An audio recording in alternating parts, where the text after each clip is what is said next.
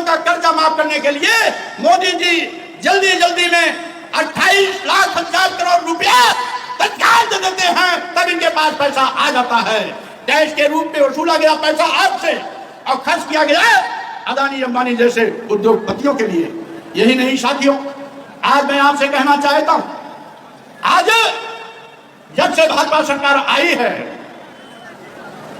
Bharatiya Janata party हमारे भारतीय संविधान को लगातार अवहेलना करती जा रही है। यहां तक कि इनकी मंशा है भारतीय संविधान को बदलने की। इनकी मंशा है इस देश में लोकतंत्र खत्म कर हिटलरशाही के रास्ते पर जाने की। यह मोदी सरकार ईस्ट इंडिया कंपनी से बदतर है। एक सवाल है हिंदू और मुसलमान दोनों से, मैं कहना चाहता हूं साथियों, यह तथागत बुद्ध की धरती है जहां से इंसानियत का पैगाम पूरी दुनिया में दिया गया था। हम नारा लगाते थे हिंदू मुस्लिम सिख ईसाई सब हैं आपस में भाई भाई, लेकिन मोदी सरकार ने जो सबसे बड़ा पाप किया है वो भाईचारे का कत्लेआम किया है। हिंदू मुस्लिम सौहार्द को तोड़ा है और हिंदू मुस्लिम भाईचारे का कत्लेआम किया है। मैं पूछना चाहता हूं, क्या भाजपा सरकार के पहले इस देश में हिंदू मुसलमान नहीं रहते थे क्या?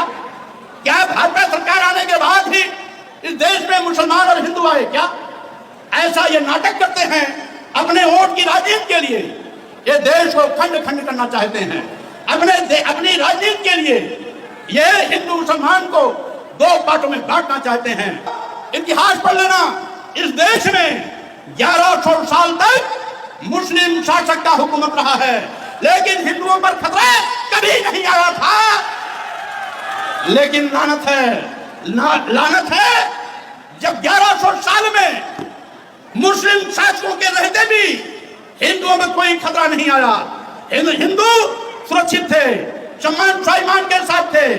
और भाजपा के बड़े नेता भागवत आरएसएस के बड़े नेता भागवत जी खुद कहते हैं, मोहन भागवत जी, इस देश में जितने भी मुसलमान हैं वो पहले हिंदू थे, वो जितने ईसाई हैं वो पहले हिंदू थे, जो जितने भी बौद्ध हैं वो पहले हिंदू थे, जितने भी जैन हैं सिख हैं वो पहले हिंदू थे। लेकिन मैं भागवत से पूछना चाहता हूं, अगर तुम्हें जानते हो ये सभी पहले हिंदू थे तो इनसे नफरत क्या है? इनके साथ सौतेला व्यवहार क्या है? इनके घरों पर बुलडोजर क्यों चलता है? आपके पास उत्तर नहीं है। मैं कह देना चाहता हूं, इस देश में यह सही है, इस देश में जब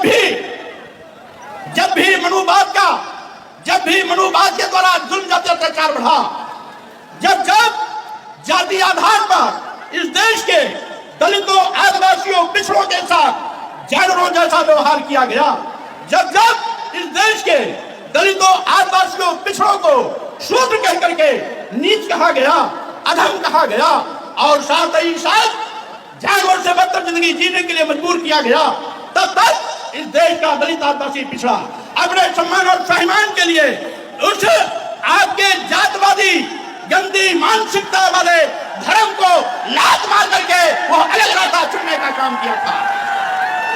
आज यहाँ जो भी बौद्ध बना, जैन बना, सिख बना, ईसाई बना, मुसलमान बना, वो मुसलमानों के जन्म जाति अत्याचार से नहीं, बल्कि मोदी जी, योगी जी, आपके पुरखों के जन्म जाति अत्याचार के नाते उनको धर्म परिवर्तन करना पड़ा था। ये गंदी सोच आपकी रही है और इसीलिए मैं कहना चाहता हूँ, अब भाजपा के पाप का घड़ा भर गया है। 2024 लोकसभा चुनाव में मोदी जी के पाप का घड़ा फूटने वाला है। और जब 4 तारीख का रिजल्ट आएगा, तो मैं कहना चाहूंगा केंद्र की सत्ता से भाजपा की विदाई होगी, कोई ताकत रोक नहीं सकती है। और एक चीज मैंने सोचा कि अगर भाजपा की विदाई होनी है तो कुशीनगर के लोगों का भी उसमें योगदान होना चाहिए। इसीलिए कुशीनगर लोकसभा से मैंने चुनाव लड़ने का फैसला किया कि अगर केंद्र से भाजपा का सुपड़ा साफ हो, खटिया खड़ी मित्रा गोल हो, तो उसकी शुरुआत कुशीनगर की धरती से होना चाहिए। इसलिए साथियों मैं आपको केवल भाजपा से ही नहीं, उनके सहयोगियों से भी सावधान करना चाहता हूं। समाजवादी पार्टी INDC नेटवर्क, बदलते भारत के साथ।